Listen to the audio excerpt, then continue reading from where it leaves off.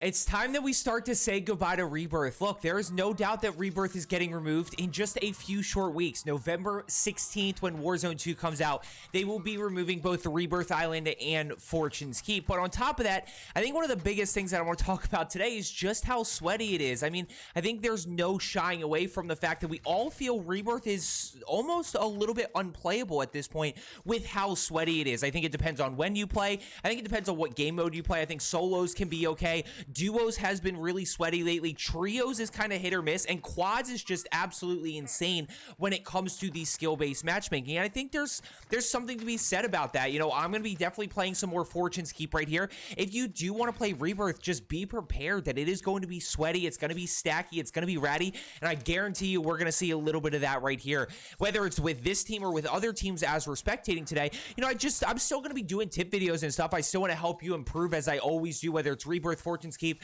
Modern Warfare 2, or Warzone 2 as we head into those. If you are looking to get better, just consider subscribing. But, you know, look, I think there needs to be something said about the fact that Rebirth is in a really tough spot at this moment.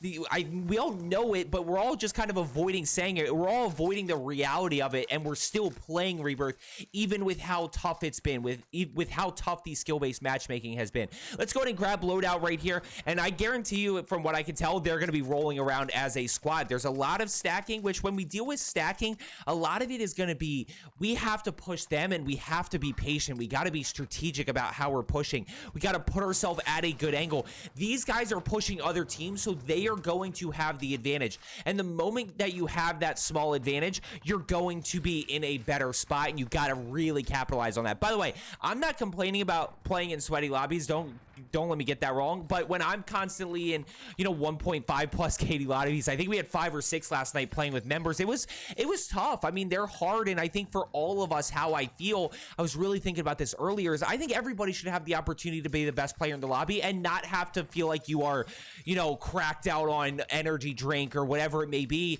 and slide canceling everywhere. Like, I think we all deserve kind of some relaxing gameplay here or there, which Rebirth just isn't giving us. I think Fortune's Keep is definitely going to be a better game mode to play at this point. I think, like, I know a lot of you guys don't like it, but I think the truth is just it's gonna be less sweaty. All of the sweats are gonna be on Rebirth. Here's what I knew. You want to know what I knew? I knew it was gonna be pretty bad moving forward when duos was sweaty. I used duos in my coaching program to really help people improve to 1v2, understand information. By the way, let's go ahead and fast forward here and see what these other guys are doing, or switch. These guys are back here just chilling. These guys are back here just absolutely chilling. When duos started getting sweaty is when I really knew. I don't know why sweaty players play duos, but they do. The one game mode I will say, 2 game modes that I still enjoy on Rebirth as of right now are solos and trios, but even solos is sweaty. I just, for myself, when you take out the stacking component, I know that I can win gunfights, but it's still very much sweaty. And I think one thing to note, guys, is I'm guessing this is probably still a sweaty lobby. We just happen to be with a non-sweaty team.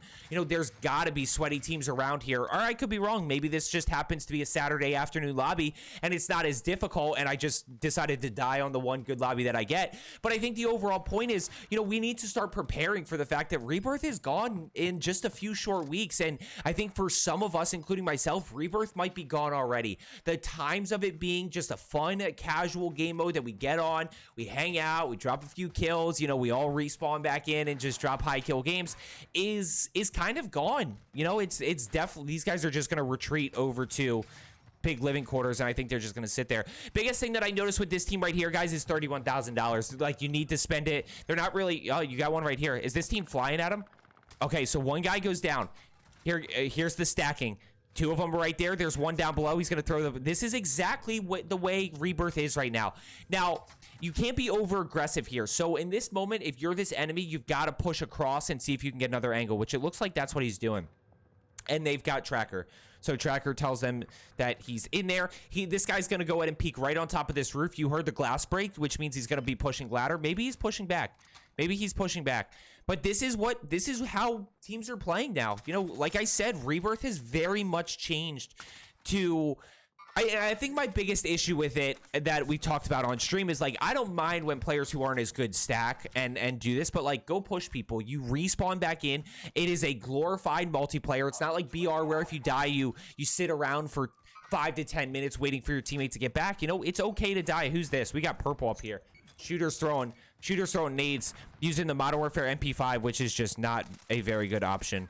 It's just not at this point because of TTK. And there's the sweat. There's the reach out. You got to always anticipate the reach out with sweaty players, guys. If you are playing, you know, especially with players that you see constantly reach outing or you know, slide canceling. If you see that they are a sweaty, good shots right there. If you see that they are a sweaty player, go ahead and anticipate that reach out when you have an advantage. So you got to be careful. The sweaty players love to reach out.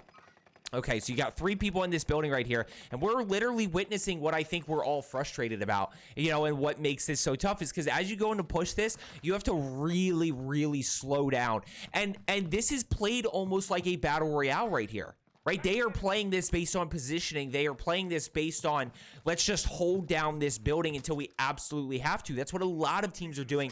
But it's that combination of this team along with the sweaty squads who are also playing close together that makes it really tough, right? You're fighting a sweaty squad. You're getting pushed by multiple players. You get the first one down. You break the second one. Third one is there right around the corner shooting at you at the same time. And then you got this team right here who you just happen to run into, and all of them are literally just sitting in this building. Purple backed out. So now it's down to 3. You know, and I have not found anything like in terms of getting less sweaty lobbies. It's just always been whether you're filling with quads. Trios is the one that I think is a little bit less sweaty because of the fact that you're going to run into less sweaty players. A lot of the good players are going to be queuing into quads. A lot of the good duos are going to be queuing into quads. A lot of the good players are going to be playing solos. You know, like I said, duos, I still have no idea, but trios tends to be the safe spot. So if you have an option between playing trios and quads, like there's something to be said about playing trios. I've always enjoyed trios. The other thing I will say is like quads just in general is going to be harder, like because you have more people and the fact that people are playing close together. So quads in general, are they just going to keep, is this a cluster strike team? No, they just called in one. You know, quads in general is going to be harder. So on top of a lot of the sweats playing, you also have teams that are a full 4, which look, fighting a full 4 is harder than fighting a full 3. That's pretty obvious just based on numbers. So quads is going to be the hardest game mode to actually play. Duos, like I said, is weird. Trios is a great option. And then we have solos, which looks, I like solos a lot, but I'm a better player. I can handle my 1v1s. I can win my gunfights, and we take out the third partying dynamic and the stacking dynamic of it, which is why I love solos so much. But I get for a lot of you, when you run into sweaty solos, it can still be tough. When you're playing solos, by the way, prison is like the spot that's going to be insane. Control, headquarters, and prison, like that triangle right there, solos is just going to be absolutely insane. Look, these guys are literally playing this like a battle royale, like literally playing like this is Caldera, and the win matters. By the way, I get asked all the time, wins versus kills. Guys, like wins don't matter on this game mode in my opinion. Like, you know, a lot of people have a lot of wins. If you don't have a win, that's perfectly fine. But as you improve, and if you play with a little bit of game strategy and you just focus on your end game and you execute a little bit, you can pick up a win. It's not like, you know, big map where getting a win a night can sound crazy and you really have to be strategic and you really have to be smart about it. This is like stay alive, make sure if your teammate's the last alive, he doesn't die, and get a few kills at the end game and you're gonna win. When we focus on getting killed, okay, here we go. Let's see, they're pushing in. This guy's got a rocket right here. Like, this is just crazy. I think this is the perfect team to watch here today because I think this just completely sums up how I'm feeling. And look, I know it is a team game. I get it. But you respawn back in. Like, he's dead. That guy goes down. I wonder if he got off before the respawn timer. I bet you he didn't. Wait, did he? No, wait. He got rocketed back? Okay, that's actually kind of funny.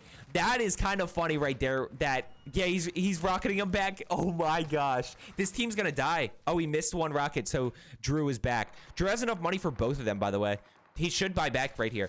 You know, look, I think there's too many teams that are just playing this like a battle royale when it's a totally different game mode. The resurgence dynamic and the respawn dynamic we can use to our advantage. Now, I'm not saying just be a maniac and go full send everything because that's not smart either, but it is different. It's definitely less pressure, and it's okay to die. He got both of his teammates. That's not a bad trade right there. That's still a 2-for-1 trade, though. That's a 2-for-1 trade, even though he goes down. That's a fine trade. I'd probably make that trade, too. I don't know if there's another buy. I probably would have done it at the control buy station. No way these guys are going for loadout, right? There's no way. I'm very curious as to how this end game is played.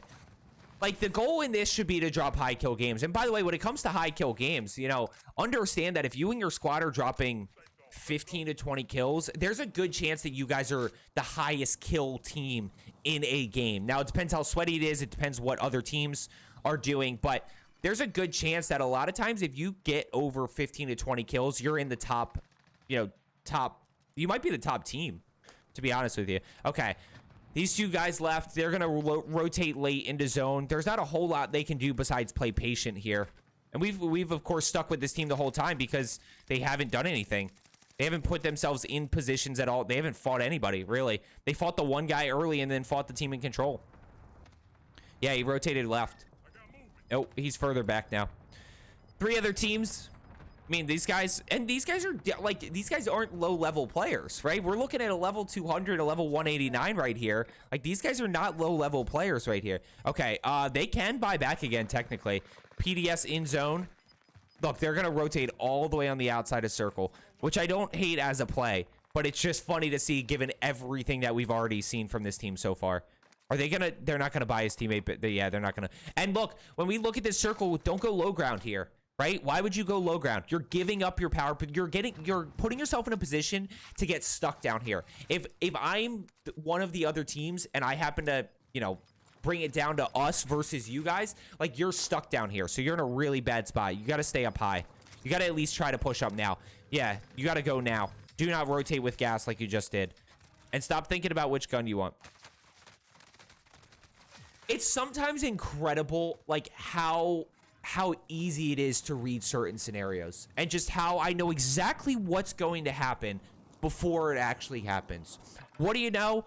That team gets held. And by the way, we've got this team right here. What do you got? 3v3 essentially, because one of them's down. Or is he gonna res? No way he reses. 4v1 now. 1v4. 1v3, because they're not gonna res. Is he in circle? Is he still in circle? Okay, what do we got here? 1v3. And he just got killed by Tower Rat Omega. That is absolutely incredible. 1v3 for the win. 3v1 for the win, whichever way you want to look at it.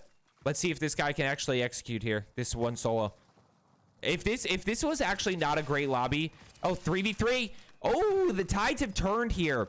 If this is a 3v4, holy smokes, this just got interesting. If this is like my one good lobby of the day that I just killed because of a spectating video, I'm gonna be very disappointed. It is what it is. I do it for the content. Oh, he landed on him, and literally, there's the third. There it is. There's always... Okay, last one's over. Yeah, one right on you. Uh-oh. That was a really bad scenario. Both of those guys got taken out immediately. Is this a 2v2 now? I think we're in a 2v2. 2v2? 2v1. Last one's down below. This team's really going to win this. You just go push him. You know exactly... Oh, my gosh. 1v1. You got to go push this. You can't just wait. You can't wait for... Yeah, you're going to die. He's over to your right. Where is he? He's over here somewhere. There he is. Hit shots. Hit shots. Don't lose this. Don't lose this. Don't lose this. There's the dub. I hope you found today's video helpful. I hope you enjoyed today's video. It's time to say goodbye to Rebirth, I think. We got a few more weeks. Let's try to enjoy them, and then we're on to Warzone 2, and I cannot wait. As I always say, let's get better today, and I will see you tomorrow.